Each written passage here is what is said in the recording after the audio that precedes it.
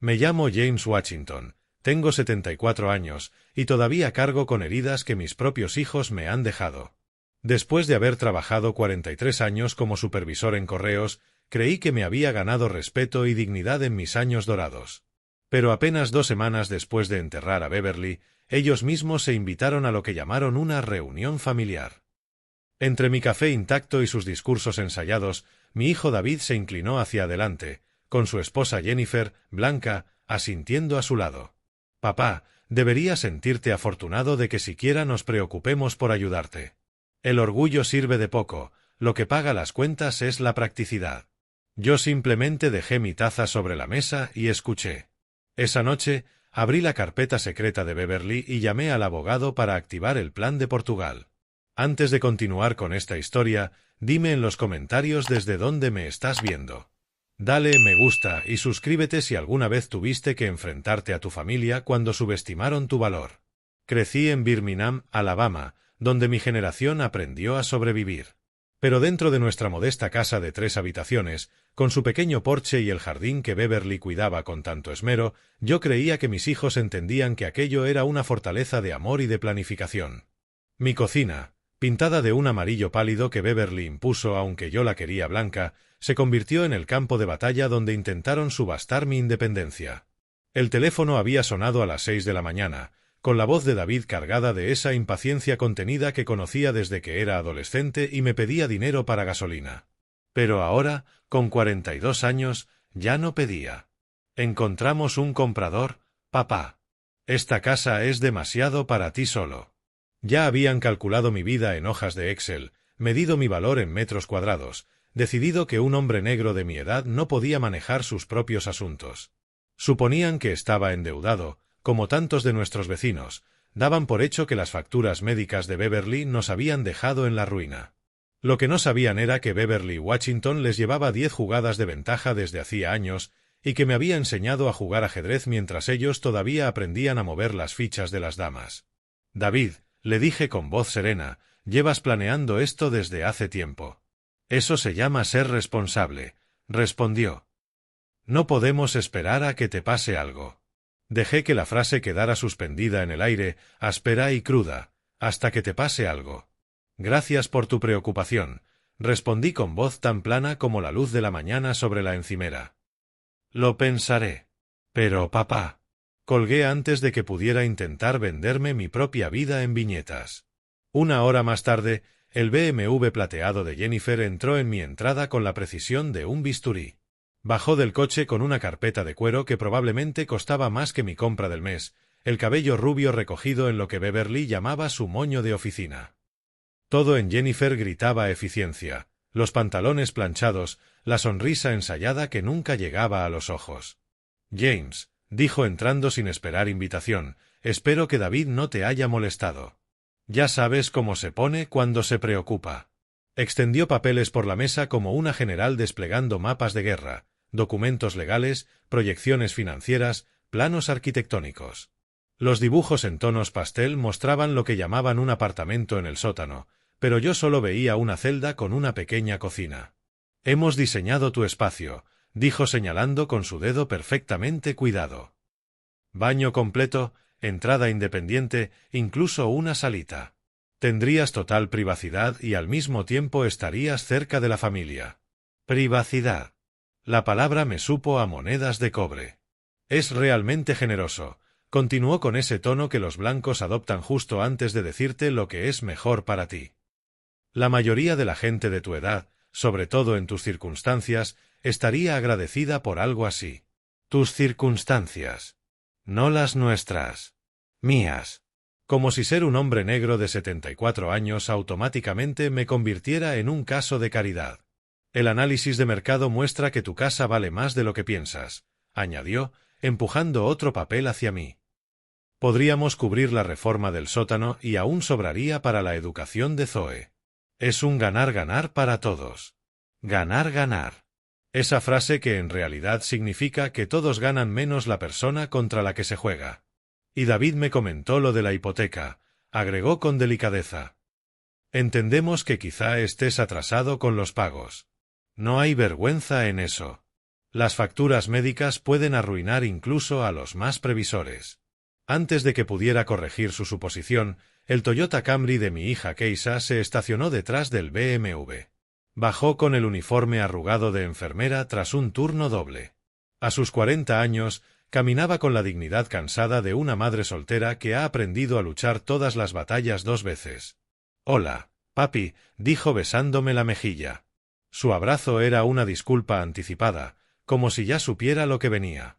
«Keisa», dijo Jennifer con tono dulce, «llegaste justo a tiempo. Estaba enseñándole a tu padre los planos del sótano». Mi hija miró los papeles y luego a mí. «Papá, yo creo que podría ser bueno para ti tener a la familia cerca». Pero su voz carecía de convicción. Yo podía ver el conflicto en sus ojos. Ella, que había trabajado 2 empleos para pagarse la universidad, que jamás me pidió $1 que no pudiera devolver, ahora estaba en mi cocina como parte de una campaña que no era suya. «Lo hemos hablado entre todos», siguió Jennifer con fluidez. «Como familia. Creemos que es lo más práctico para todos». La palabra familia me golpeó como un puño. Como si hubieran hecho una junta directiva sobre mi vida y me hubieran expulsado de la isla de mi propia independencia. Miré de verdad a Keisa, las ojeras, los hombros cargando un peso invisible. «¿Cuándo fue esa reunión?», pregunté en voz baja. No pudo sostener mi mirada. «La semana pasada. En casa de David. Solo, nos preocupa que viva solo, papi». «La semana pasada». Mientras yo todavía encontraba las gafas de lectura de Beverly en las mesas y escuchaba su voz en las habitaciones vacías, ellos planeaban mi futuro en otra sala ajena. «Sabemos lo que es mejor para la gente de tu edad», añadió Jennifer con una sonrisa más rígida. «La estadística de los hombres mayores viviendo solos». No yo, James Washington, el hombre que dirigió una oficina postal con 200 empleados y que no faltó un solo día en 43 años.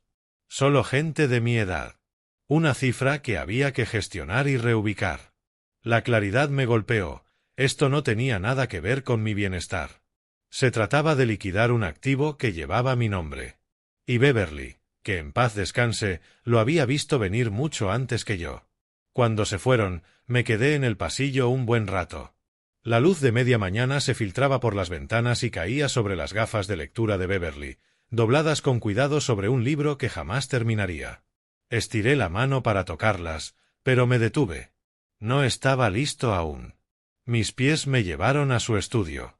La habitación olía a cera de limón y a su perfume, floral y discreto, que aún se aferraba a las cortinas. Su escritorio seguía tal cual lo dejó, la pluma atravesada en diagonal sobre un bloc amarillo, la esquina de un sobre asomando entre papeles. Me senté en su silla de cuero, desgastada en los apoyabrazos donde descansaban sus codos. Por primera vez desde el funeral, mis hombros se relajaron. Abrí el cajón inferior izquierdo, siempre atascado. Entre viejas declaraciones de impuestos, manuales de electrodomésticos y tarjetas de los nietos, mis dedos encontraron un folder azul pálido. Pesaba más de lo que parecía. Lo puse sobre el escritorio. Una nota adhesiva amarilla estaba pegada al frente, con la caligrafía ordenada de Beverly. «Cuando te rodeen como buitres, usa esto». Sentí, por primera vez desde el funeral, algo distinto a la pérdida. No era esperanza todavía, pero sí dirección.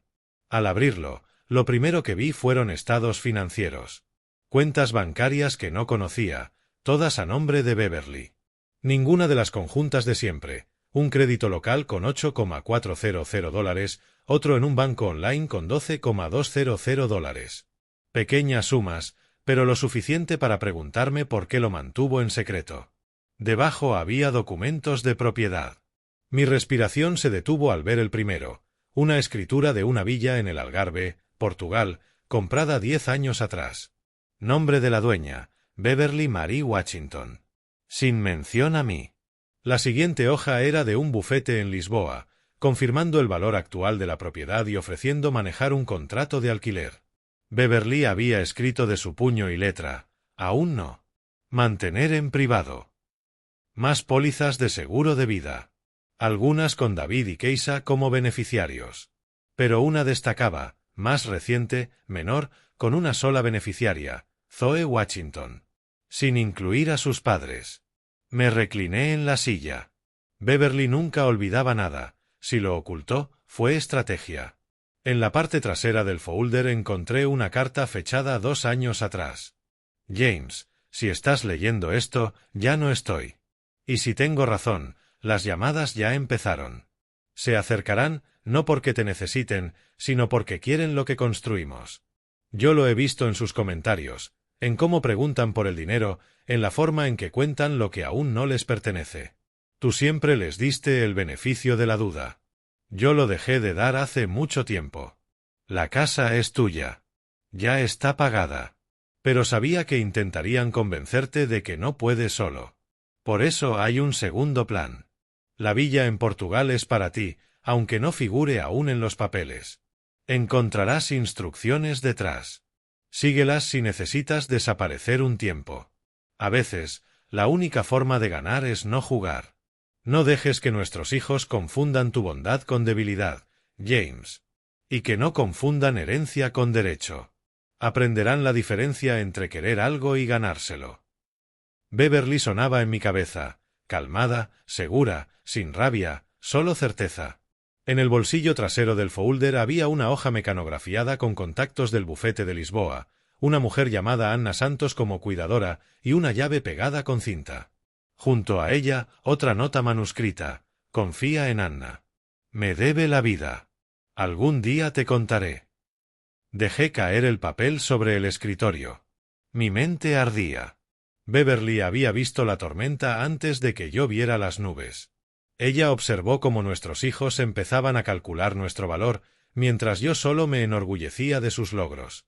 Y no me di cuenta de que habían comenzado a vernos como activos y no como padres. El resto de la tarde caminé por la casa como un hombre viviendo en 2 líneas de tiempo a la vez. Cada objeto que pasaba, la foto enmarcada de David en su graduación universitaria, el jarrón de cerámica que Jennifer trajo de su boda, el diploma de enfermería de Keisa, el dibujo con crayones de Zoe sobre nuestro jardín, parecía ahora una pieza de evidencia en un juicio que no sabía que estaba preparando. En la cocina me quedé mirando el estante de especias que Beverly había ordenado por altura, no alfabéticamente.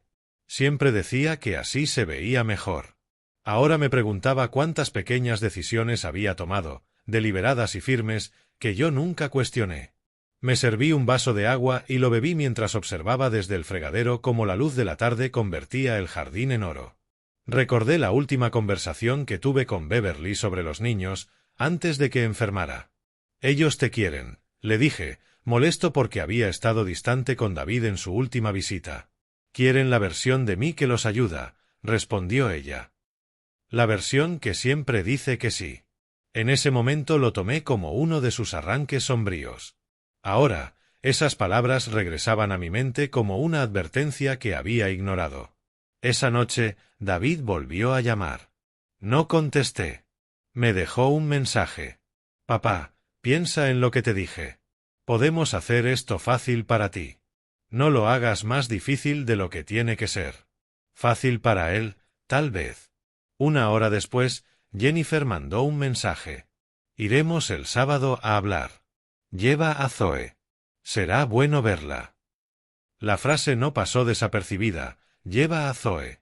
Como si yo fuera el invitado, no el dueño de la casa. Dejé el teléfono boca abajo y volví al estudio de Beverly. La carpeta seguía en el escritorio. Esta vez me detuve en la póliza de seguro donde Zoe era la única beneficiaria. La fecha era del año pasado, ya después del diagnóstico. Beverly había tomado una decisión consciente. Cuando cayó la noche encendí la lámpara del estudio. La luz cálida iluminó una fotografía escondida en el fondo de la carpeta. Beverly y Zoe en el jardín, ambas con sombreros de paja, las manos manchadas de tierra mientras plantaban hierbas. Beverly rodeaba con un brazo a su nieta y sonreía con una alegría sin reservas. Detrás, de su puño y letra, había escrito: «Enséñale a conservar lo que importa». Me quedé largo rato con esa foto entre las manos. La habitación estaba en silencio, solo el viejo reloj de pared marcando los segundos, aquel que Beverly insistió en conservar aunque siempre se atrasara. Pensé en llamar a Zoe, contárselo todo. Pero la nota de Beverly no decía explica, decía desaparece si lo necesitas. Aún no era momento de mostrar mis cartas. Cerca de la medianoche cerré con llave el estudio por primera vez en años. Guardé la carpeta en el cajón inferior de mi escritorio, no en el suyo. Y la llave de la villa la puse en la pequeña caja fuerte detrás de la estantería, la que nadie conocía salvo Beverly y yo. Me quedé allí unos segundos, la mano sobre la repisa, escuchando el silencio de la casa.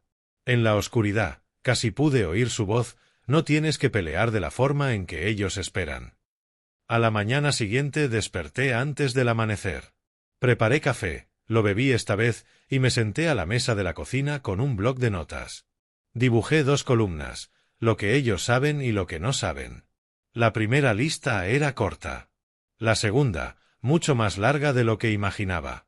Cuando el sol asomó sobre el jardín, miré el limonero y pensé en Portugal, en Anna Santos, quien quiera que fuera, en desaparecer no por miedo, sino en mis propios términos.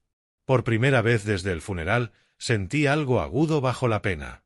No era rabia exactamente, era determinación. Ellos pensaban que yo era un anciano al borde de un precipicio, esperando el empujón. No tenían idea de que yo ya había construido un puente. El sábado llegó con un sol pálido de invierno. Yo llevaba despierto desde las 6, recorriendo los senderos del jardín con mi abrigo puesto, escuchando el crujir de la escarcha bajo mis botas. Pero había una llamada que debía hacer primero. Marqué el número de Lisboa que Beverly había dejado.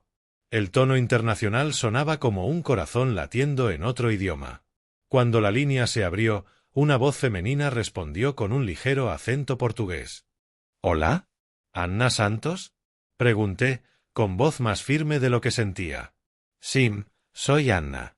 ¿Quién llama?». «Mi nombre es James Washington». Beverly Washington era mi esposa. Ella me dijo que te llamara cuando aparecieran los lobos. Hubo un silencio breve y luego un suspiro ahogado al otro lado. «Ah, señor Washington». «Sí, sí, Beverly me dijo que me llamarías cuando vinieran por ti». «Los lobos, así los llamaba». «Tus hijos, ¿cierto?». «Sí», respondí, sorprendido de lo fácil que salía la palabra. «He estado esperando», dijo Anna, su inglés marcado pero preciso. Tu Beverly era una mujer muy inteligente. Sabía que este día llegaría. Lo preparó todo. «Anna», dije, «Beverly mencionó que le debías la vida. ¿Puedes contarme?». Se hizo un silencio largo, y su voz se suavizó. «Tu esposa salvó a mi familia. Hace 15 años. Mi marido era buen hombre, pero malo con los papeles. Los de inmigración eran muy complicados. Tuvimos un abogado, pero era un estafador. Se quedó con nuestro dinero y no hizo nada. Íbamos a ser deportados a Portugal, mis hijos también, aunque habían nacido en América». La emoción se notaba en su voz. Beverly trabajaba entonces en el centro comunitario, enseñando inglés a inmigrantes. Cuando supo de nosotros, se convirtió en una leona. Nos buscó un nuevo abogado, uno honesto. Se sentó con nosotros en cada reunión, se aseguró de que entendiéramos todo. Incluso pagó los honorarios cuando no pudimos. «Eso suena a Beverly», dije con un nudo en la garganta. «Pero no fue todo», continuó.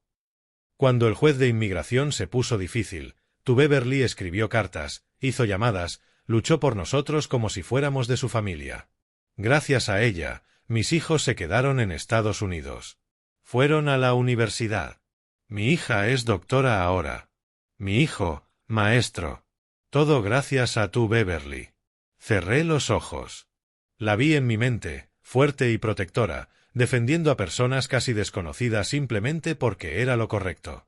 Así que, cuando vino a mí hace 2 años, siguió Anna, enferma pero aún planeando, aún protegiendo, le dije, «Lo que necesites, Anna lo hará». Me pidió cuidar la casa en Portugal, mantenerla lista. Dijo que un día su James necesitaría un lugar donde los lobos no pudieran seguirlo. «¿La casa está lista?», pregunté. «Siempre», respondió ella. «Siempre. La reviso cada mes. Ropa limpia, todo en orden. Los papeles están con el abogado en Lisboa, esperando tu firma. Beverly lo dejó todo preparado para que pudieras desaparecer, señor Washington.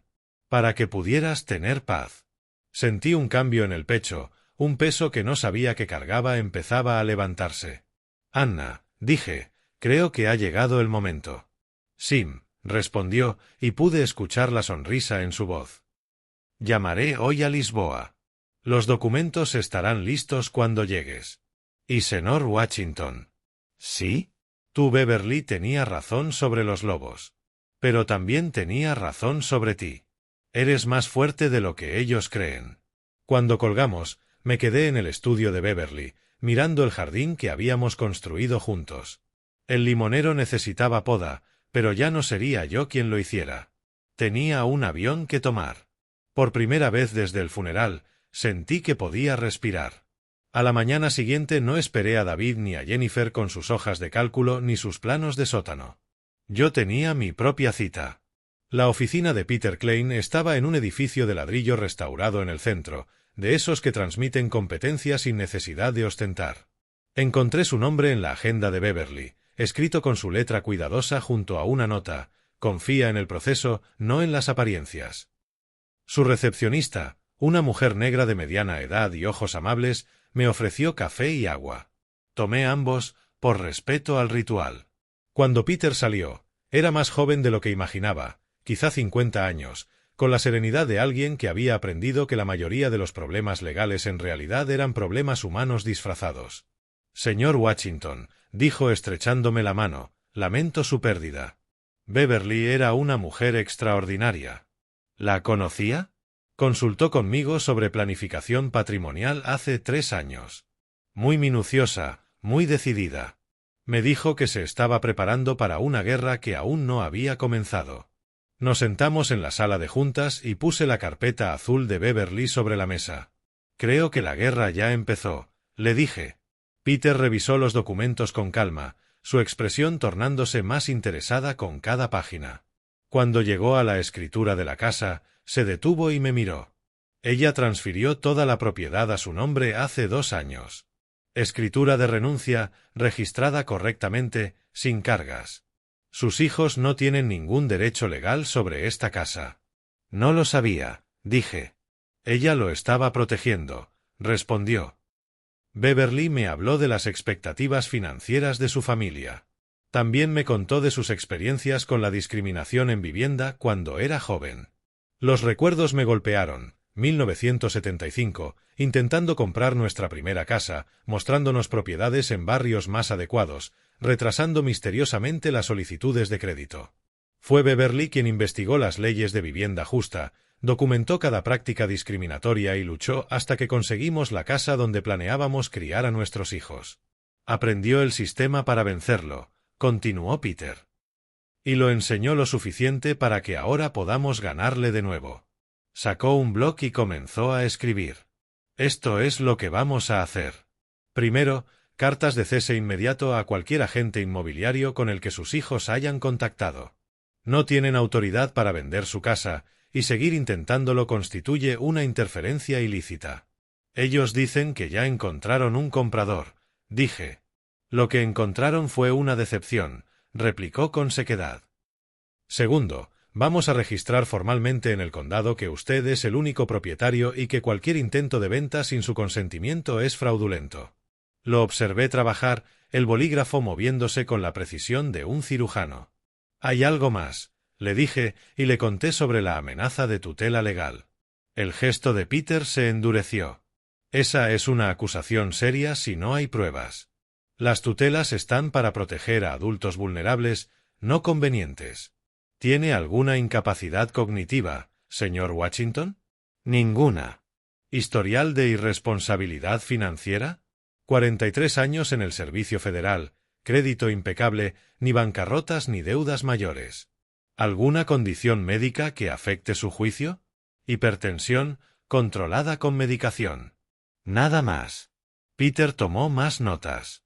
Entonces cualquier petición de tutela sería frívola y posiblemente acoso. Prepararemos una respuesta documentando su capacidad y las motivaciones financieras de sus hijos. Me miró con seriedad. Señor Washington, he visto este patrón muchas veces. Hijos adultos que ven los bienes de sus padres como su herencia, que confunden la bondad con incapacidad. Es más común de lo que imagina, y a menudo con un trasfondo racial. ¿Cómo así? La idea de que los mayores negros no pueden manejar sus propios asuntos, de que necesitan que sus hijos más sofisticados decidan por ellos. Lo he visto especialmente en matrimonios mixtos, donde el cónyuge blanco se siente con derecho a decidir sobre la propiedad de la familia negra. Las palabras dolían porque eran ciertas.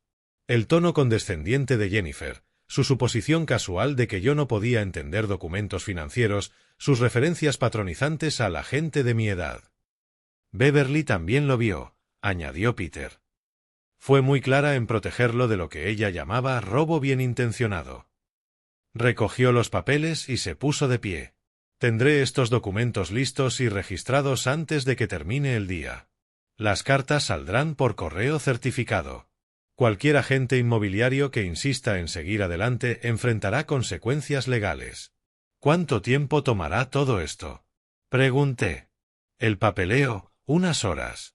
El impacto psicológico en sus hijos, eso dependerá de que tan rápido comprendan que usted no es el hombre dócil que pensaban. Al levantarme, Peter me entregó su tarjeta. Señor Washington, usted construyó con Beverly una vida que vale la pena proteger. No dejes que nadie te convenza de que protegerla es egoísmo, remató Peter. Caminando hacia mi coche sentí algo que no había sentido en semanas. Control. No la ilusión de control que nace de fingir que todo va bien, sino el verdadero. El que viene de tener la ley de tu lado y la voluntad de usarla. De camino a casa pasé por correos y alquilé un apartado postal. Pequeños gestos de independencia, pero independencia al fin. Al llegar, tenía un buzón de voz de David. Papá, tenemos que hablar.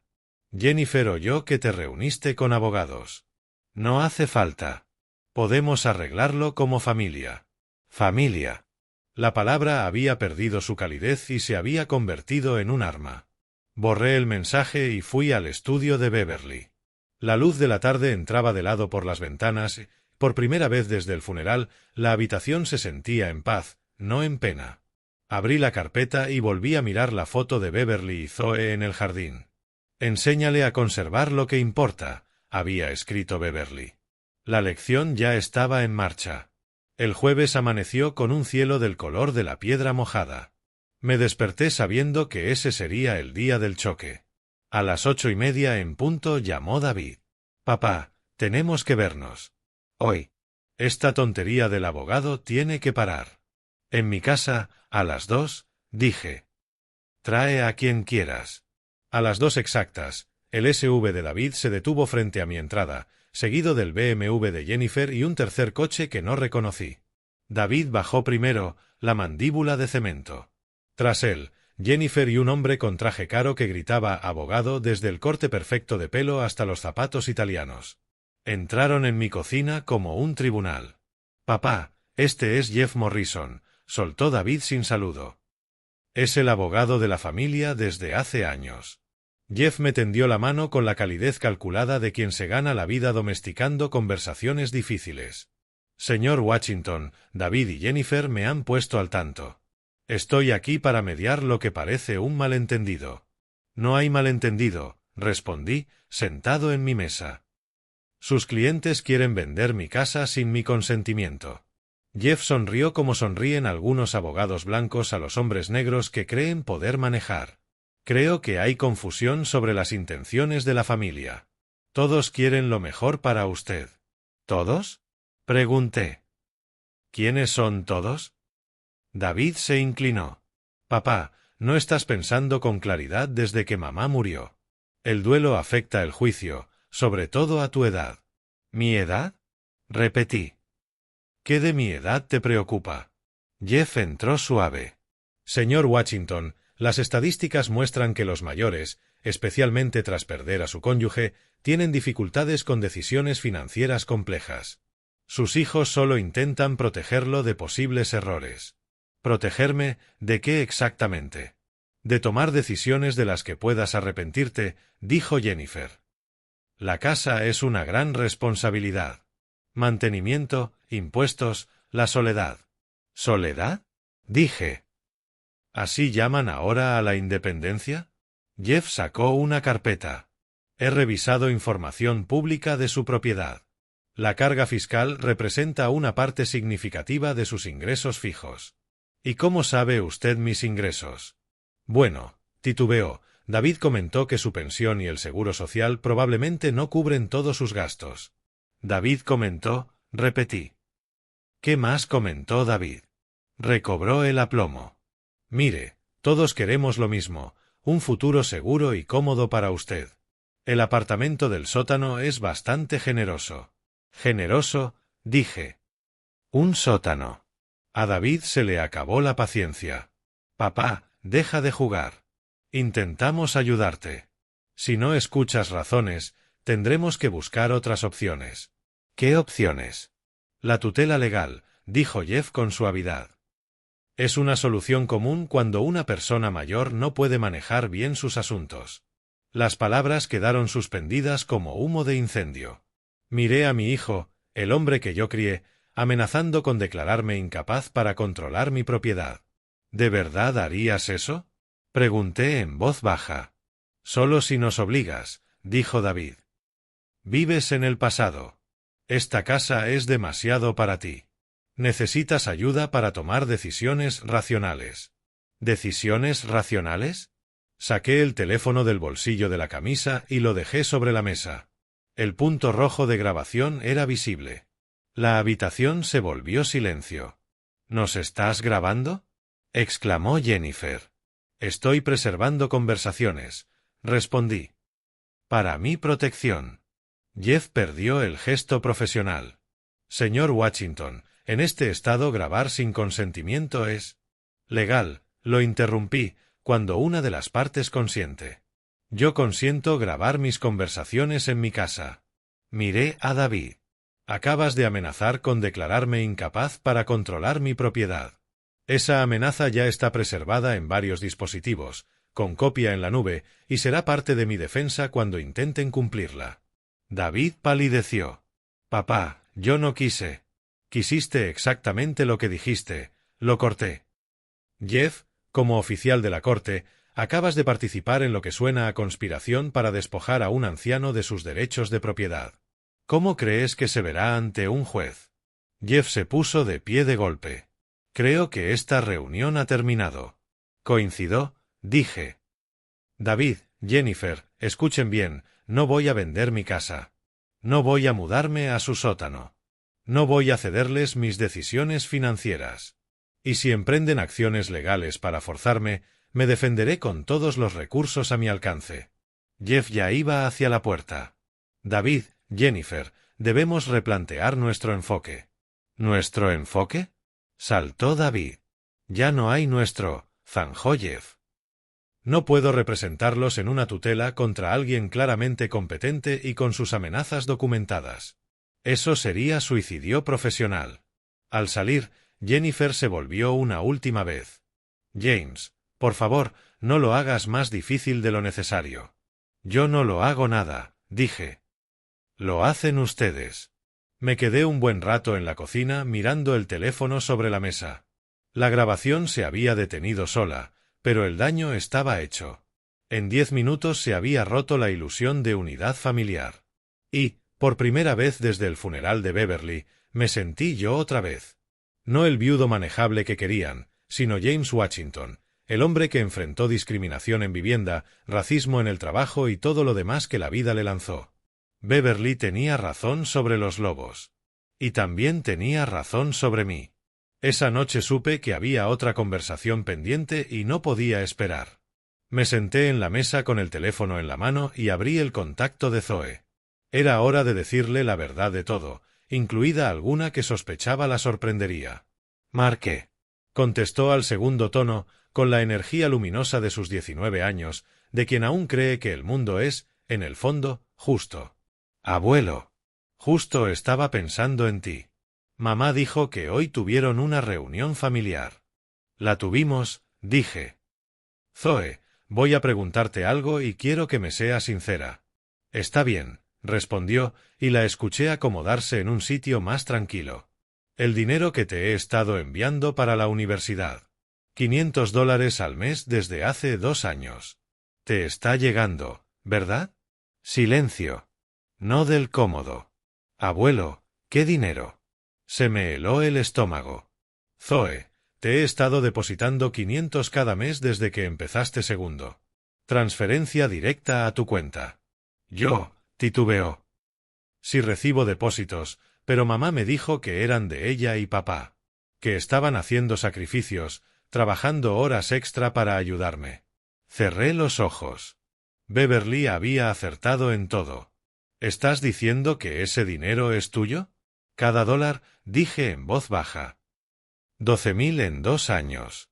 Escuché cómo cambiaba su respiración, más corta. Pero mamá decía que apenas llegaban a fin de mes por ayudarme. Que debía estar agradecida porque elegían mi educación por encima de su comodidad. Tus padres no están pagando tu universidad, Zoe. La estoy pagando yo. La línea quedó muda tanto tiempo que creí que se había cortado. ¿Zoe? Aquí estoy, susurró.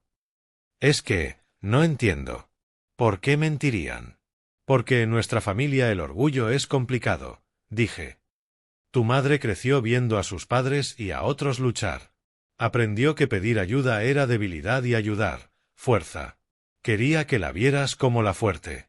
Pero no es su dinero, replicó, cada vez más pequeña la voz. No, no lo es. ¿Y ellos lo saben? Saben exactamente de dónde viene cada dólar.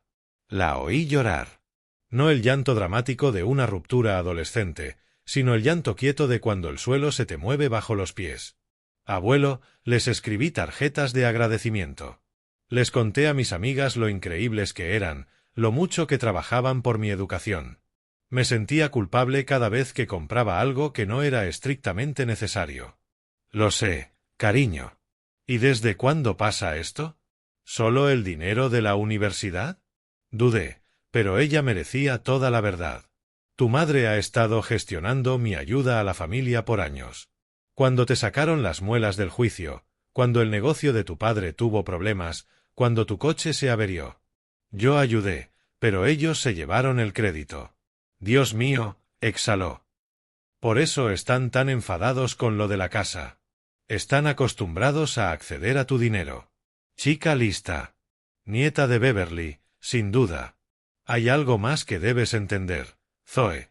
En familias negras como la nuestra, que vinieron de la nada, el dinero y la ayuda cargan emociones complejas.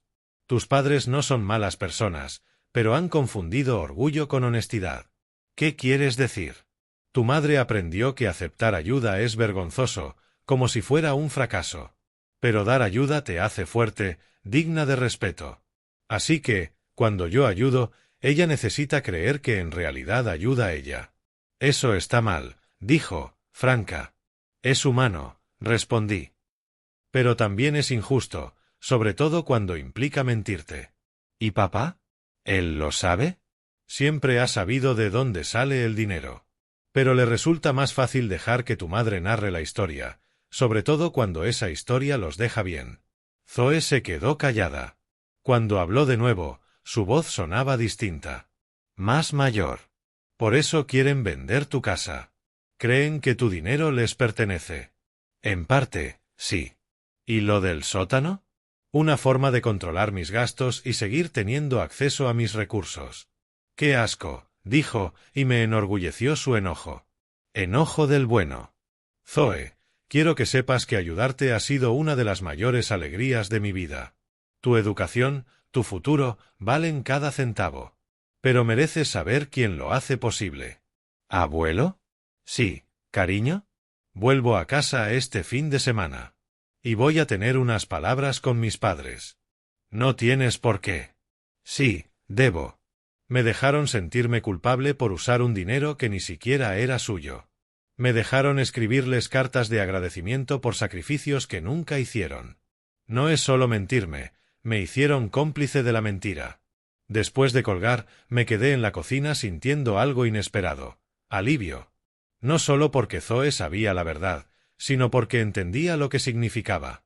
No estaba solo enfadada por el engaño, estaba enfadada por haberla hecho participar en él. Beverly habría estado orgullosa. Criamos a una nieta que reconoce la manipulación cuando la ve, incluso si viene envuelta en lealtad familiar. 20 minutos después sonó el teléfono. Keisha. Papi, Zoe me llamó llorando. ¿Qué le dijiste? La verdad, ¿quién paga su universidad? Silencio. Keisa, ¿de veras creíste que no se lo diría algún día? Esperé que pudiéramos arreglarlo como familia sin meterla. La metiste el día que decidiste adjudicarte mi ayuda. No fue así, dijo, sin convicción. Entonces, ¿cómo fue? Otra pausa larga. Quería que estuviera orgullosa de nosotros. Que viera que podíamos cuidarla. Se puede estar orgulloso de ayudar sin mentir sobre quién ayuda. Lo siento, papi. Solo, hemos estado apurados y cuando ella nos daba las gracias, se sentía bien que nos viera como padres exitosos. A costa mía. Sí, admitió en voz baja. A tu costa. Lo siento. No era suficiente, pero era un comienzo. El lunes, a las 7:30 en punto, llegó la empresa de mudanzas a la casa de David y Jennifer. Pedí esa hora a propósito. Sabía que David estaría vistiéndose para el trabajo y que Jennifer sería visible en la ventana de su cocina, preparando sus batidos orgánicos y revisando el grupo del barrio en su iPad. Rodríguez, el jefe de equipo, entendía el poder del tiempo exacto. ¿Seguro de la dirección? Me preguntó al contratarlo. Muy seguro, respondí. Y asegúrese de que firmen por todo. Observé desde mi coche, aparcado a 3 calles, mientras el camión blanco entraba en su urbanización impecable. En Oakwood, un camión de mudanzas era un acontecimiento. Asomaban vecinos a las ventanas, los paseadores de perros reducían el paso, los corredores encontraban excusas para estirar en la acera. La cuadrilla empezó a bajar cajas con eficacia. Cada caja llevaba mi letra, Clara, David Washington, objetos personales, de James Washington. Quise que no hubiera margen para la confusión, quién enviaba qué y a quién. Primero salieron los trofeos de fútbol de David del instituto, figuras de plástico relucientes que alguna vez lo fueron todo para un chico de 17 años convencido de que el éxito se medía en touchdowns y becas. Después, su Letterman Jacket, aún en el plástico de la tintorería desde 1998, jamás usado tras la graduación porque al David adulto le avergonzaban las glorias del David adolescente. Los vecinos, ya sin disimulo. La señora Patterson, de al lado, plantada en el porche con su taza. Los Henderson, frente a ellos, con las persianas abiertas lo justo. En un barrio donde la imagen es moneda, un camión a las 7:30 era un escándalo en busca de explicación. Luego salió la vajilla de boda de Jennifer, el juego elegante por el que insistió al registrarse y que nunca usó por miedo a golpes y manchas. 12 servicios para alguien que rara vez recibía a más de su club de lectura y aún así prefería platos desechables por comodidad. El jefe tocó el timbre con la paciencia de quien ha entregado noticias difíciles. Desde mi coche vi a David abrir en bata, el pelo revuelto. Incluso desde 3 calles, su lenguaje corporal gritaba confusión y vergüenza. Cada caja llevaba una nota mecanografiada, el mismo texto con mi tono de correspondencia formal. David y Jennifer, estos objetos han estado guardados en mi casa más de 20 años. Como ahora están interesados en gestionar propiedades y pertenencias, pensé que debían empezar por las suyas. Todo está en el mismo estado en que lo dejaron. Por favor, acusen recibo. James Washington. La belleza del gesto no estaba en la crueldad, sino en su absoluta razonabilidad. No les quitaba nada ni dañaba lo suyo, simplemente se lo devolvía, obligándolos a enfrentar la diferencia entre propiedad y depósito, entre responsabilidad y conveniencia. David salió en bata y zapatillas, intentando minimizar el espectáculo. Tarde. El hijo adolescente de los Henderson ya grababa abiertamente con el móvil en el jardín, probablemente subiendo a TikTok con etiquetas sobre drama familiar en los suburbios. Jennifer apareció en pijama de diseñador que seguramente costaba más que la compra semanal de mucha gente, el rubio perfecto incluso a las 7:30. Observó las cajas con la cara de quien descubre termitas en los cimientos. El jefe le tendió la carpeta para firmar. David firmó con los movimientos mecánicos de un hombre en shock. Jennifer, a su lado, brazos cruzados, calculando el daño social. ¿Cómo le explicas a los vecinos que tu suegro anciano acaba de devolverte en público los recuerdos de tu infancia? ¿Qué relato te convierte en víctima en ese escenario? Cuando el camión se fue, al menos 6 vecinos ya habían encontrado excusas para estar fuera. pasear al perro, trotar, revisar el buzón, regar plantas que no lo necesitaban. La clase de audiencia que nunca quieres cuando los asuntos de tu familia se vuelven teatro callejero. Sonó mi teléfono mientras conducía a casa. ¿Qué demonios se supone que pretendías con eso? Escupió David. Gestión de patrimonio, dije tranquilo. Estás tan preocupado por gestionar el mío que pensé que debías practicar con el tuyo. Nos humillaste delante de todo el vecindario. He devuelto tus pertenencias a tu casa. ¿Cómo es eso humillante? Sabes exactamente lo que hiciste. Lo sé, dije. La pregunta es, ¿tú lo sabes? Jennifer arrebató el teléfono. James, eso fue mezquino y cruel. ¿Qué pensará la gente? Que tu suegro ha vaciado un trastero, respondí. A menos que tú cuentes otra historia. Pero entonces tendrías que explicar por qué te molesta que te devuelvan tus propias cosas. La línea quedó muda. La trampa era perfecta por su sencillez.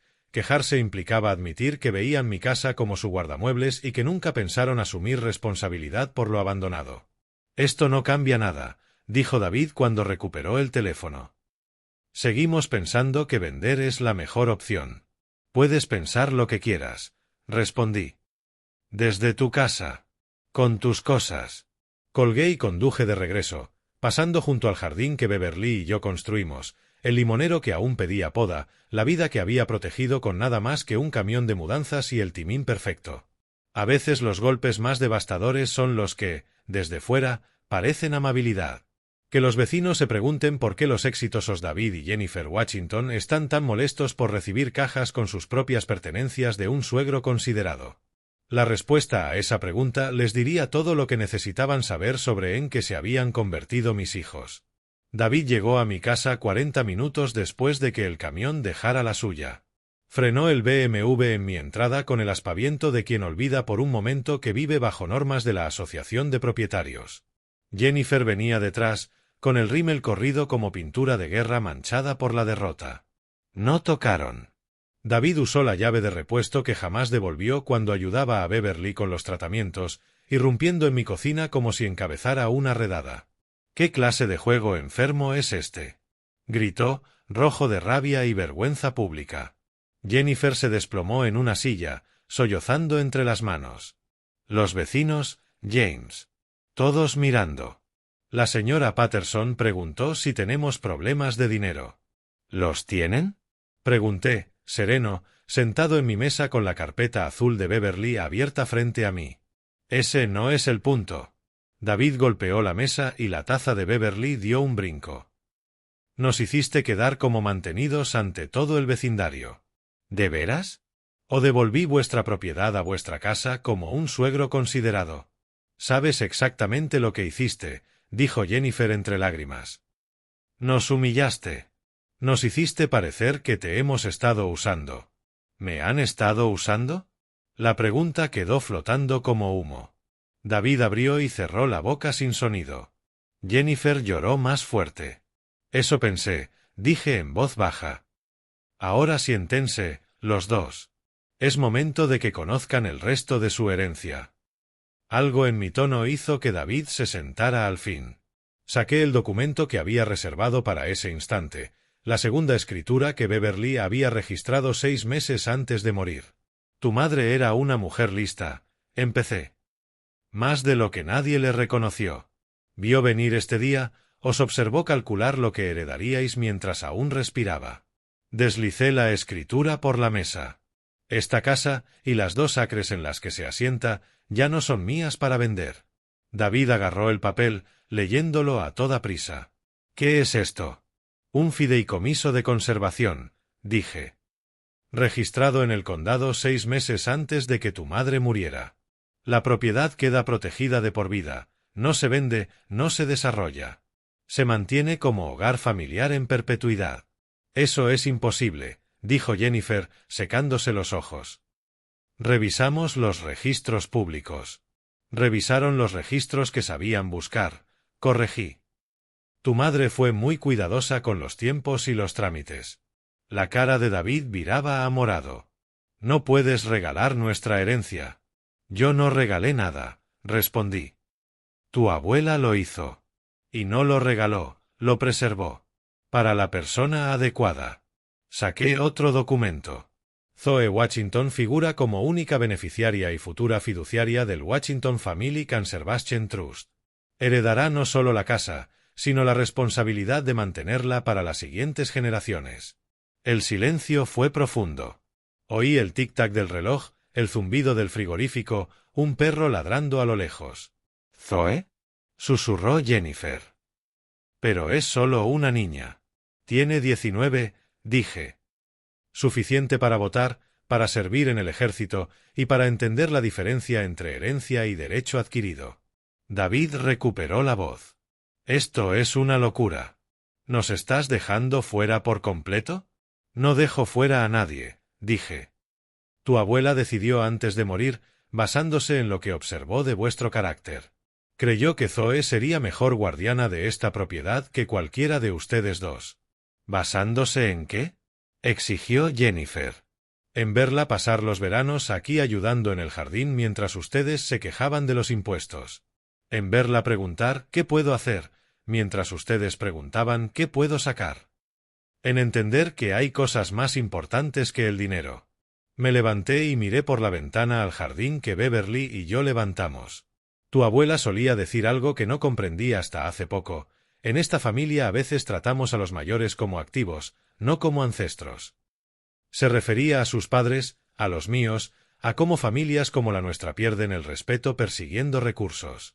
Me giré hacia ellos. Y vio que ustedes empezaban a hacernos lo mismo, contando nuestra casa, nuestros ahorros, nuestras pensiones como si ya fueran suyas. Planeando nuestro funeral antes de que muriéramos. Eso no es justo, saltó David. Tampoco lo es amenazar con una tutela a un adulto competente porque no quiere vender su casa, repliqué. Ni mentirle a tu hija sobre quién paga su universidad. Ni tratar el duelo de tu suegro como una oportunidad inmobiliaria. Jennifer me miró con los ojos enrojecidos. ¿Y ya está? ¿20 años casada con esta familia y no nos toca nada? Les toca lo que se han ganado, dije. Una lección muy cara sobre la diferencia entre familia y oportunidad. Cerré la carpeta de Beverly. El fideicomiso es irrevocable. La propiedad no se vende, no se hipoteca, no se desarrolla. Zoe la heredará a los 25, junto con el dinero suficiente para mantenerla. ¿Qué dinero? Desconfío, David. El que tu madre ahorró de esas hipotecas que supuestamente no podíamos pagar, dije. Resulta que, si terminas de pagar la casa antes de tiempo e inviertes ese dinero 6 años, crece bastante. Los miré, a estas personas que fueron mi familia tanto tiempo que olvidé que nunca entendieron lo que familia significa. Pueden impugnar el trust si quieren, añadí. Pero les advierto, tu madre también previó eso. Dejó documentación detallada sobre vuestras expectativas, vuestras presiones para que pidiéramos préstamos con la casa, vuestras sugerencias de maximizar activos. David se desinfló como un globo pinchado. Jennifer se quedó mirando la mesa. Hay algo más, dije con suavidad. El trust establece que quien lo impugne o intente presionar a Zoe para vender, queda vetado de la propiedad de forma permanente. Incluye visitas, fiestas, reuniones. Tu madre quiso asegurarse de que Zoe pudiera decidir sin interferencias. Fui a la puerta y la abrí. Creo que hemos terminado. Al pasar, Jennifer se volvió por última vez. James, por favor. Somos familia. La familia, dije en voz baja, no amenaza con declararte incapaz para robarte la casa. Cuando se fueron, me quedé en la cocina mirando el hueco donde había estado la carpeta de Beverly. La casa se sentía distinta. No vacía, sino despejada. Como el clima que se aclara tras la tormenta.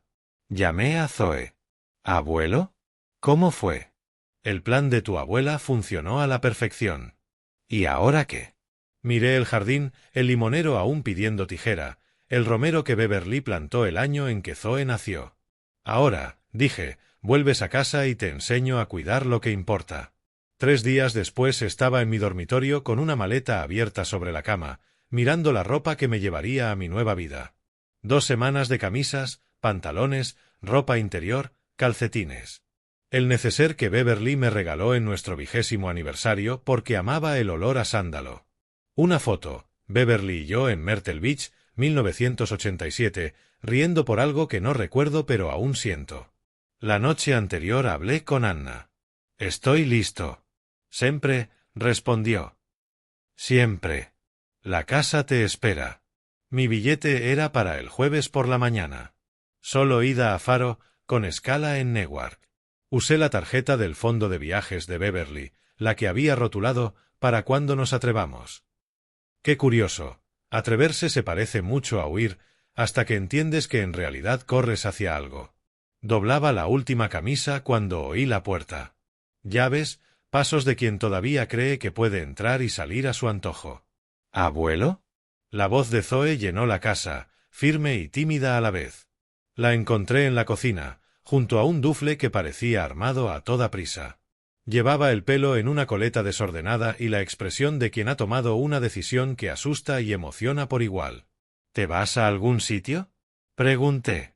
Contigo, dijo, simple. Si me aceptas. Me senté de golpe en la mesa, sintiendo de pronto mis 74 años. Cariño, esto no es unas vacaciones.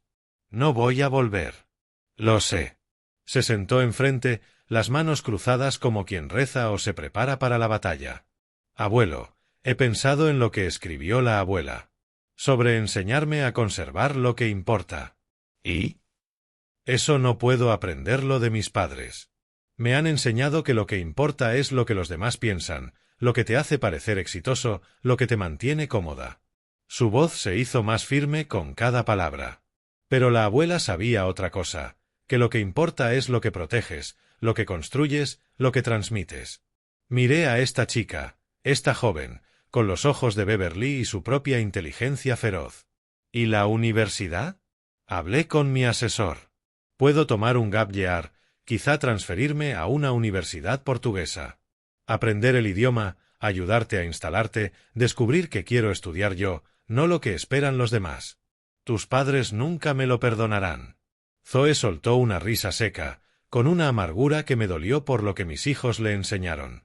Mis padres están más preocupados por su estatus en un barrio que no pueden pagar, conduciendo coches que no pueden costear, manteniendo un estilo de vida que depende del dinero de otros. No necesito su perdón por elegir algo real. Sacó un papel doblado del bolsillo. Además, les dejé una carta. Les dije por qué me voy y qué tendrían que hacer para recuperarme. No es cruel, pero es honesta. Pensé en la carta de Beverly, en cómo vio venir este momento y nos preparó. Sabes que no hay garantías. Portugal es otro país. Otro idioma, otra cultura. Bien, dijo firme. Tal vez otro es justo lo que necesito. La estudié buscando dudas o romanticismo fácil, algo que se desmoronara al primer tropiezo. En su lugar vi algo que me recordó a Beverly con 19, fiera, intransigente, absolutamente segura de lo que importa. Hay algo más, dije, tomando el teléfono. Anna mencionó que tu abuela dejó cosas para ti en Portugal. Un fondo para la universidad, dijo, pero mayor de lo que necesitarías para la matrícula. ¿Cuánto mayor? Abrió los ojos. No lo sé. Pero conociendo a tu abuela, lo bastante grande como para darte opciones reales sobre tu futuro. El vuelo a Portugal fue como viajar hacia atrás en la historia. Durante 4 generaciones, mi familia fue parte de la gran migración, subiendo desde Alabama para encontrar trabajo, dignidad y aire. Y ahora aquí estaba yo, bisnieto de aquellos Washington, moviéndome en dirección contraria, no huyendo de la opresión, sino hacia la posibilidad. Zoe durmió casi todo el vuelo con la cabeza en mi hombro, pareciendo más joven que sus 19. Yo miré el Atlántico bajo nosotros y pensé en Beverly, en cómo, de algún modo, supo que llegaría este día y lo preparó. No solo la casa y el dinero, preparó a Zoe. Con conversaciones sobre la historia familiar, con relatos de ancestros que tomaron decisiones difíciles y vivieron con sus consecuencias. Beverly le había enseñado a Zoe a mirar más allá de las apariencias, a cuestionar lo que dicen los adultos, a valorar la independencia por encima de la aprobación. Estaba criando a una nieta capaz de elegir Portugal antes que la comodidad, la verdad antes que la conveniencia, la posibilidad antes que la seguridad. Al aterrizar en Faro, Anna nos esperaba con un cartel que decía Washington Family, escrito con su pulso cuidadoso. Era tal como la había imaginado, compacta, competente, con una sonrisa que llegaba a los ojos y significaba lo que prometía. Señor Washington, dijo, abrazándome como a un viejo amigo. ¿Y esta chica tan hermosa debe ser Zoe? ¿Sabía que vendría? Preguntó Zoe, aceptando el abrazo con la naturalidad de quien fue criada por Beverly Washington. Tu abuela me lo dijo, respondió Anna. Un día James tendrá que desaparecer, cuando lo haga, la niña lo seguirá. Asegúrate de que haya sitio para los dos.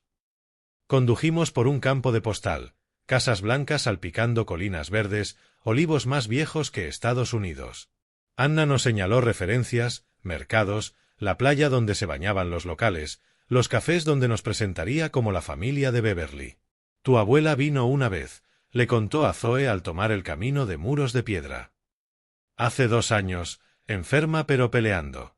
Se plantó en el jardín de atrás y dijo, aquí James volverá a respirar. Y aquí Zoe aprenderá quién es.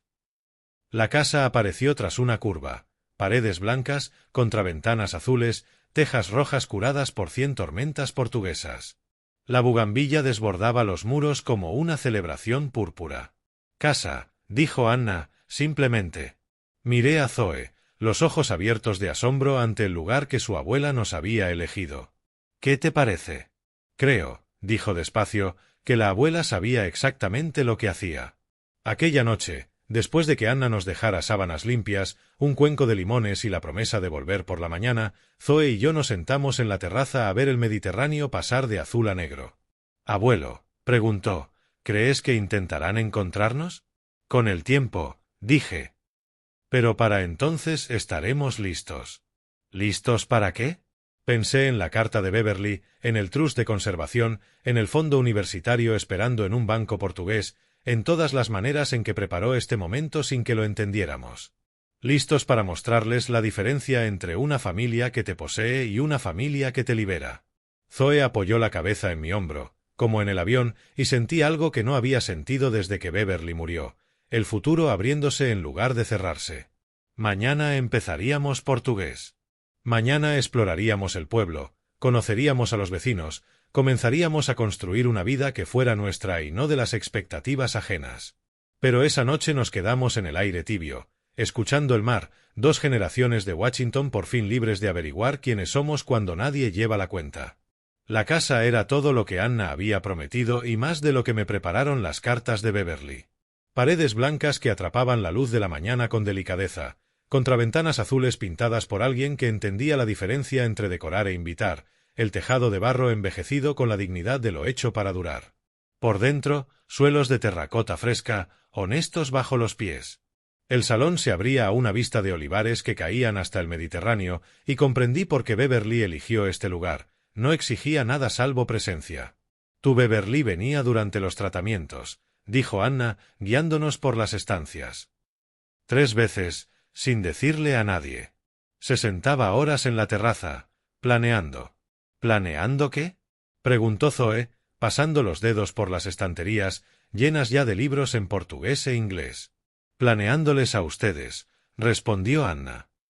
A los 2. Sabía que este día llegaría. La cocina era pequeña pero completa, con cacerolas de cobre que brillaban como promesas y una ventana enmarcando el limonero del jardín. Anna había llenado la nevera de lo básico, pan, queso, fruta y un vino que aseguró era suave para la tarde. «Hay algo más», dijo, sacando un sobrecrema, pesado, con el nombre de Zoe escrito con la letra inconfundible de Beverly. «Me lo dio hace 2 años. Entrégaselo a la niña solo cuando esté aquí, en esta casa, lista para escuchar». Zoe tomó el sobre con la reverencia de quien sostiene un texto sagrado. «¿Lo leo ahora?» «Eso lo decides tú», contestó Anna. «Pero creo que tu abuela querría que lo leyeras donde lo escribió».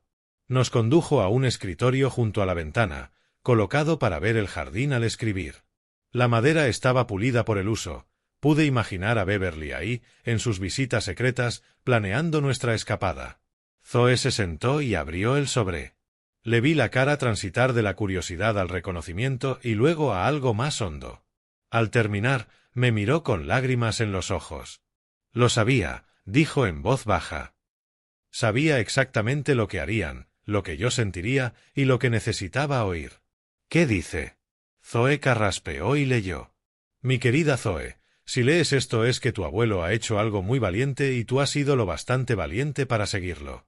Has elegido la verdad sobre la comodidad, la posibilidad sobre la seguridad, el amor sobre la obligación. Tus padres no son malas personas, pero han confundido amarte con controlarte, proveer contigo con atribuirse provisiones que no hicieron. Aman más tu potencial que tu persona, y ese amor siempre trae cuerdas. He visto 4 generaciones luchar con el mismo patrón, hijos que ven a sus padres como recursos y padres que confunden el éxito de sus hijos con su propio valor, familias que llevan la cuenta en vez de la fe. Tienes la oportunidad de romper ese patrón, para ti, para los hijos que quizá tengas, para la familia que quizá construyas. Por eso el dinero de tu abuelo está en el Banco de Lisboa, por eso esta casa te espera, por eso Anna ya es parte de nuestra familia. Habrá quien te diga que familia es aceptar cualquier trato porque comparte sangre. Eso no es familia, es cautiverio con nombre bonito. La familia real son personas que te aman lo suficiente como para permitir que los decepciones, que apoyan tus sueños aunque no los entiendan, que celebran tu independencia en vez de controlarla. Tu abuelo lo entiende. Por eso lo elegí hace 45 años y por eso confío en que te ayude a entenderlo ahora. Sé valiente. Sé honesta. Sé libre. Y recuerda, la mejor forma de honrar a quienes vinieron antes es convertirte en la persona que esperaron que pudiera ser, no en la que intentaron moldearte. Asterisco. La habitación quedó en silencio, solo el viento entre los olivos y la conversación distante del mar. Anna se secó los ojos con un pañuelo curtido de lágrimas viejas. Tu abuela entendió algo que la mayoría nunca aprende, que el amor sin libertad no es amor.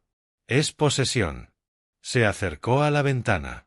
Me habló de la familia de su primer marido, de cómo quisieron hacerla pequeña, de cómo querían gratitud en lugar de igualdad. Aprendió entonces que hay familias cárcel y familias trampolín.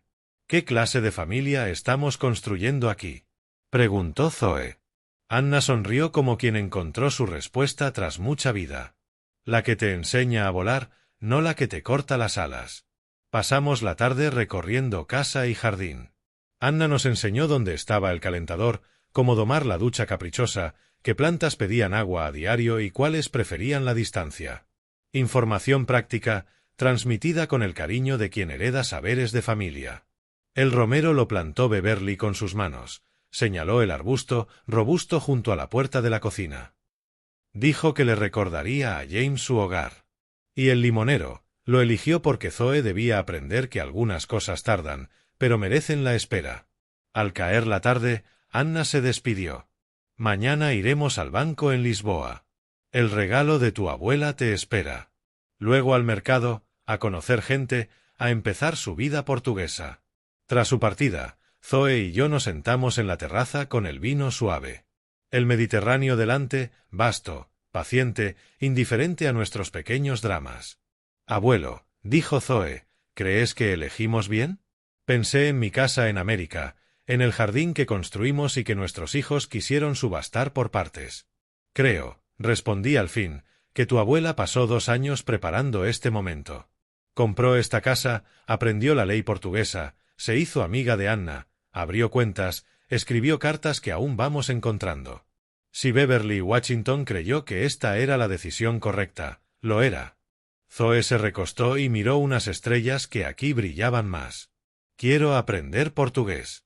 Quiero entender a Anna cuando hable con sus vecinos. Quiero saber los nombres de estas flores, la historia de este lugar, las razones por las que la abuela se enamoró de él. Tenemos tiempo, dije. Ese fue su regalo, tiempo para descubrir quiénes somos cuando no actuamos para gente que ya decidió que debemos ser. La noche cayó sobre la Casa Blanca de contraventanas azules, y sentí, por primera vez desde que Beverly murió, el futuro abriéndose. Mañana empezaríamos a construir una vida propia, guiados por la sabiduría de una mujer que nos amó lo suficiente como para dejarnos libres. En 2 meses, Zoe ya soñaba en portugués. Yo la veía transformarse como quien presencia a una mariposa salir de su crisálida. Cada mañana iba a la panadería del pueblo, charlaba con Dona Martínez de sus nietos, discutía el clima con el viejo Manuel de los Olivos, regateaba con el pescadero que subía desde la costa. «Bom día, senor Washington», me saludaban los vecinos al seguirla por las calles estrechas. 8 semanas bastaron para ser aceptados en un lugar donde algunas familias llevaban 8 siglos. Anna nos presentó como se hace en Portugal, diciendo no solo quién eres, sino por qué perteneces. «El marido y la nieta de Beverly», decía. «La americana que ayudó a mi familia a seguir unida. Ahora ellos también son nuestra familia». Era una ecuación simple que trascendía nacionalidad e idioma. Beverly ayudó a Anna, por tanto nosotros éramos bienvenidos. En una cultura que valora la lealtad y la gratitud, eso basta como pasaporte. Zoe se lanzó a la vida comunitaria descubriendo talentos que no sabía que tenía. Ayudó a la hija de Anna, Sofía, con clases de inglés para niños. Organizó un grupo semanal de conversación donde los portugueses practicaban inglés y ella portugués. Incluso convenció al párroco de que la dejara colaborar con el apoyo a inmigrantes africanos, usando las experiencias de su abuelo para tender puentes. «Tu nieta tiene un don», me dijo Anna una tarde, viendo a Zoe mediar una discusión sobre derechos de agua. «Ve conexiones donde otros solo ven diferencias». Era cierto. Zoe heredó de Beverly esa capacidad de encontrar terreno común en territorio disputado, de traducir no solo palabras sino intenciones, de construir entendimiento donde otros solo veían conflicto. Una tarde, ayudando a Anna a ordenar los papeles de su difunto marido, encontré algo que explicó más la conexión de Beverly con este lugar. En una carpeta de documentos importantes había expedientes universitarios de Sofía y su hermano Miguel. Ambos estudiaron en Lisboa. Ambos se graduaron con honores. Y ambas matrículas se rastreaban a una benefactora estadounidense, Beverly Marie Washington. «Nunca te lo dijo», reconoció Anna cuando le mostré los papeles. «Tu esposa pagó la educación de mis hijos. Toda. Universidad, libros, vivienda. 8 años de pagos, sin fallar uno». Me dejé caer en la silla de su cocina, abrumado por otra capa de la generosidad secreta de Beverly. «¿Por qué no me lo dijo?» «Porque sabía que te preocuparías por el dinero. Ahorrabas para la educación de tu nieta». Beverly encontró otras formas de ayudar a mi familia sin restar a la tuya. ¿Otras formas? Anna sonrió, recordando con afecto las pequeñas tretas de una amiga. Tu esposa era muy buena buscando trabajo extra. Traducía documentos, daba clases a niños inmigrantes, ayudaba con formularios. Te decía que era voluntariado. Lo era. Sim, voluntariado, que pagaba. Ella no aceptaba dinero por ayudar a la gente, pero les permitía pagar la escuela de mis hijos en Portugal. Muy lista, tu Beverly. Aquella noche se lo conté a Zoe. Me escuchó como quien recibe una catequesis. Entonces la abuela no solo salvó a la familia de Anna de la deportación, dijo. Invirtió en su futuro. Durante 15 años, asentí. Sofía es doctora, Miguel maestro. Porque tu abuela vio potencial donde otros solo veían problemas. Zoe estuvo mucho rato en silencio, mirando el Mediterráneo tomando la última luz. Cuando habló, su voz traía una certeza nueva. Abuelo, ya sé lo que quiero estudiar. ¿Literatura portuguesa? Aventuré. Derecho internacional, corrigió. En concreto, derecho de inmigración. Quiero hacer lo que hizo la abuela, pero a lo grande. Quiero ayudar a familias a permanecer unidas legalmente, a navegar sistemas pensados para excluirlas, a integrar comunidades sin que pierdan su identidad. Miré a mi nieta y vi por fin enfocada la visión de Beverly. No solo el plan de escape, no solo la seguridad, el propósito. Beverly no nos trajo aquí solo para escondernos de la avaricia de nuestra familia, sino para mostrarle a Zoe cómo se ve la generosidad cuando se practica como forma de vida y no como deducción fiscal. Hay un buen programa de derecho en Lisboa, dijo Anna al día siguiente, cuando Zoe le contó su decisión. Sofía conoce a los profesores. Puede presentarte. Y mi portugués ya me da para clases en la universidad, añadió Zoe. He estado leyendo documentos legales con el padre. Dice que tengo talento natural para entender lenguaje complejo. Observé a mi nieta planear su futuro con la seguridad de quien por fin encontró su vocación, y entendí lo que Beverly había estado construyendo todo el tiempo. No solo seguridad económica, sino propósito moral. No solo una vía de escape, sino una plataforma de lanzamiento. Aquella noche, Zoe llamó a sus padres. La escuché desde la cocina explicar su decisión en un inglés con acento portugués, serena y firme. Voy a estudiar Derecho Internacional en la Universidad de Lisboa, les dijo.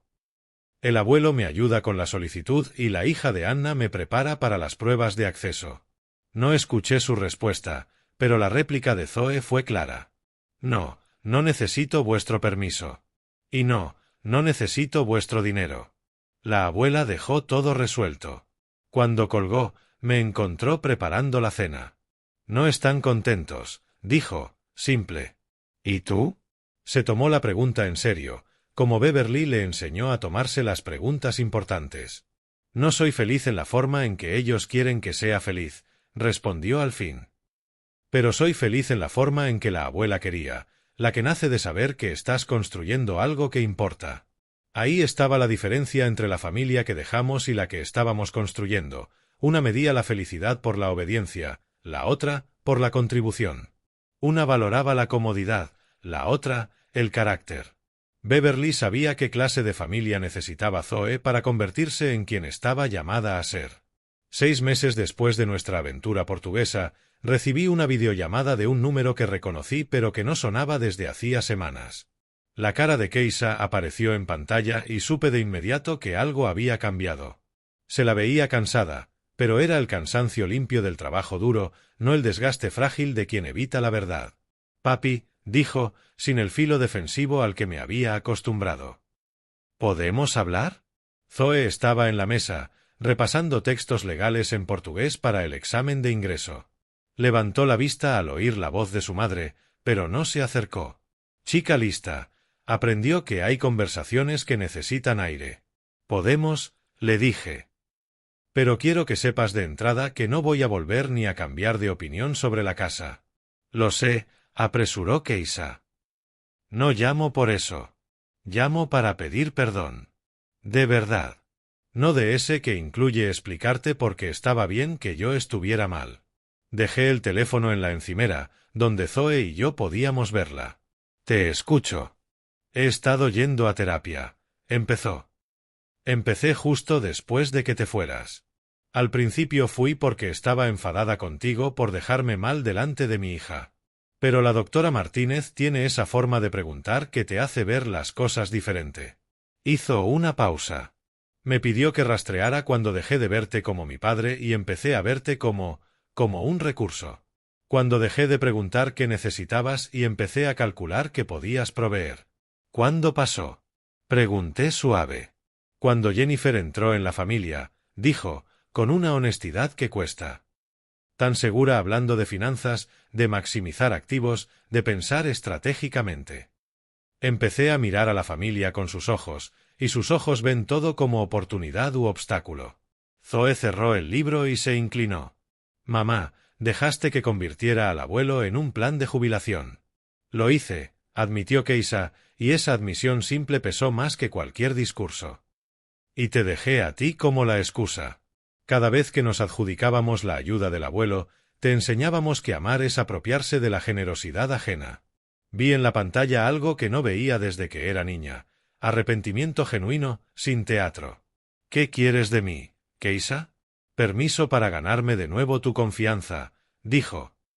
No perdón, porque aún no me lo merezco. Permiso para intentarlo. Miré a Zoe, asintió apenas. ¿Qué significa ganarse eso? Honestidad, contestó. Contigo, con Zoe, conmigo. Le conté todo a la doctora, el dinero del que nos colgamos el mérito, las amenazas de tutela, como hablábamos de ti cuando no estabas. Me está ayudando a entender por qué pensé que eso era aceptable. ¿Y? Y estoy aprendiendo que ser madre soltera no me da derecho a usar a mi padre como banco. Que estar cansada no justifica ser manipuladora. Que tener miedo por mi futuro financiero no me autoriza a colonizar el tuyo. Zoe habló por primera vez. ¿Y papá y Jennifer? El gesto de Keisa se endureció un poco. Tu padre está furioso porque su herencia se esfumó. Jennifer, porque su estatus se resintió cuando los vecinos entendieron por qué desaparecisteis. No están listos para terapia. Siguen convencidos de que querían ayudar y ustedes fueron desagradecidos. ¿Y tú? Yo estoy agradecida de que el abuelo me quisiera lo suficiente como para poner límites, dijo mirando a cámara. Elegir la verdad por encima de la paz, aunque fuera perder a su familia, eso no lo hace un egoísta. Hablamos otra hora, con cuidado y honestidad. Keisa me contó sus apuros financieros como información, no como palanca. Preguntó por nuestra vida en Portugal con curiosidad genuina, no con preocupación performativa. Escuchó a Zoe hablar de sus estudios sin redirigirla hacia opciones más prácticas. Al colgar, Zoe y yo nos quedamos en silencio. Afuera, Anna tendía ropa entre su casa y la del vecino, un ritual que hablaba de comunidad y continuidad. ¿Crees que va en serio?, preguntó Zoe. Creo que quiere ir en serio, dije. Falta ver si sostiene el trabajo que hace falta. ¿La dejamos venir? Cuando se lo gane. Cuando demuestre que me ve como su padre y no como solución a sus problemas. Cuando pueda estar contigo sin intentar traer de vuelta a la hija que quieren, en vez de respetar a la mujer que está siendo. Zoe asintió, pensativa. La abuela tenía razón con los límites. No son muros para dejar fuera, son portones que enseñan a entrar como es debido. 3 meses después, Keisa llamó para decirme que había tomado un segundo trabajo para devolver el dinero del que se colgó el mérito con Zoe. 6 meses después, envió una carta para Zoe asumiendo toda la responsabilidad por las mentiras sobre mis contribuciones. Quiero visitar, dijo en una de nuestras llamadas mensuales.